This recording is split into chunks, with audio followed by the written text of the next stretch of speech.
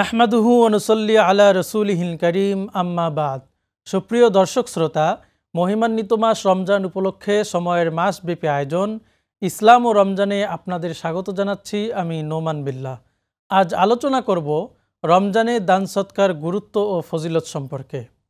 রমজান মাস হচ্ছে আত্মশুদ্ধি, ইবাদত ও সওয়াব অর্জনের শ্রেষ্ঠ সময়।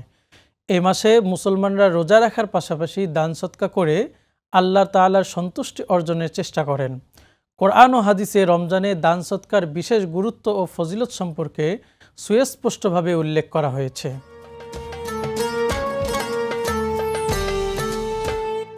দান সৎকার শুধু রমজান মাসেই নয়, বরং সবসময় একটি উত্তম আমল।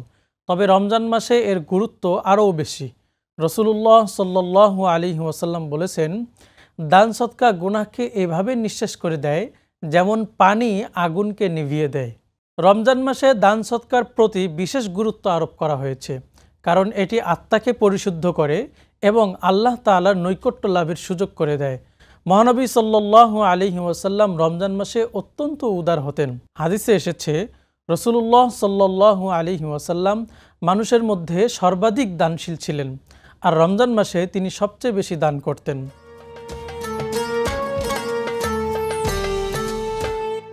সওয়াব বৃদ্ধি। রাসূলুল্লাহ সাল্লাল্লাহু আলাইহি ওয়াসাল্লাম বলেছেন, রমজানে একটি নফল ইবাদত করলে অন্য মাসের একটি ফরজ ইবাদতের সমান সওয়াব পাওয়া যায় এবং একটি ফরজ আদায় করলে অন্য মাসের ৭০টি ফরজ আদায়ের সমান সওয়াব পাওয়া যায়। গুনাহ মাফের সুযোগ। দান সৎকা গুনাহ মোচনের মাধ্যম। হাদিসে আছে, দান সৎকা গুনাহ মিটিয়ে দেয় যেমন পানি আগুন নিভিয়ে দেয়। আল্লাহর সন্তুষ্টি অর্জন। দান সৎকা আল্লাহর সন্তুষ্টি অর্জনের একটি উত্তম মাধ্যম।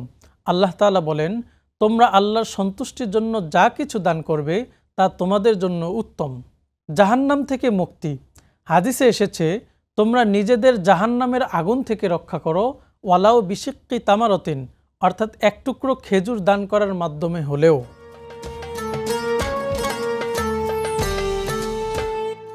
ফিতরা।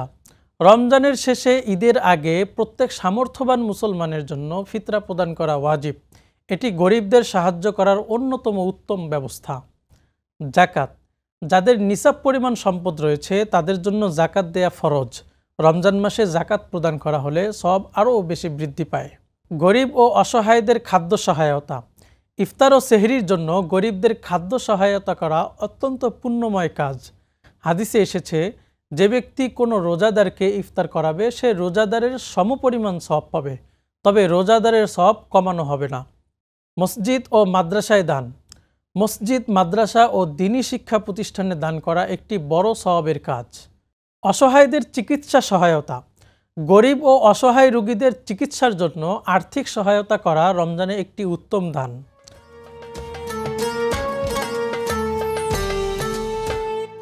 দান সৎকা করতে হলে তা আল্লাহর সন্তুষ্টির জন্য করতে হবে, মানুষকে দেখানোর জন্য নয়।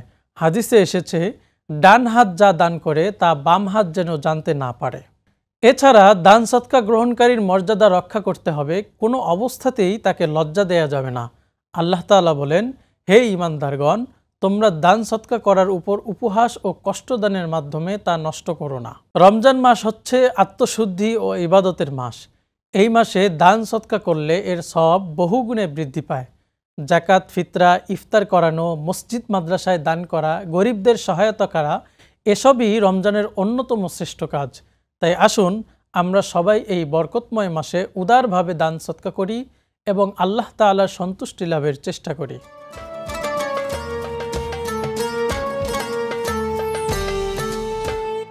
প্রিয় সুধী, রমজানের রোজা সঠিকভাবে পালনের জন্য রমজান সম্পর্কিত গুরুত্বপূর্ণ মাসাইল জানা জরুরি। তাই এ সংক্রান্ত দুটি মাসালা এখানে উপস্থাপন করছি। একজন জানতে চেয়েছেন, রমজানের শেষ দশকে 3 দিন ইতিকাফ করা যাবে কি? রমজানের শেষ দশকের পুরো 10 দিন ইতিকাফ করা সুন্নত। এছাড়া যে কোনো সময় ইচ্ছে মতো ইতিকাফ করা যায়, তবে তা সুন্নত ইতিকাফ হবে না, বরং নফল ইতিকাফ হবে। আরেকজন জানতে চেয়েছেন, ঢেকুরের সাথে হালকা পানি বের হয়ে ভেতরে চলে গেলে রোজা ভেঙে যায়? না, এর দ্বারা রোজার কোনো ক্ষতি হবে না, রোজা বাকি থাকবে, তাই পেরেশান হবার কোনো কারণ নেই। প্রিয় দর্শক শ্রোতা, রমজান মাস জুড়ে সময়ের নিয়মিত আয়োজন ইসলাম ও রমজানের সঙ্গে থাকার জন্য সবাইকে ধন্যবাদ।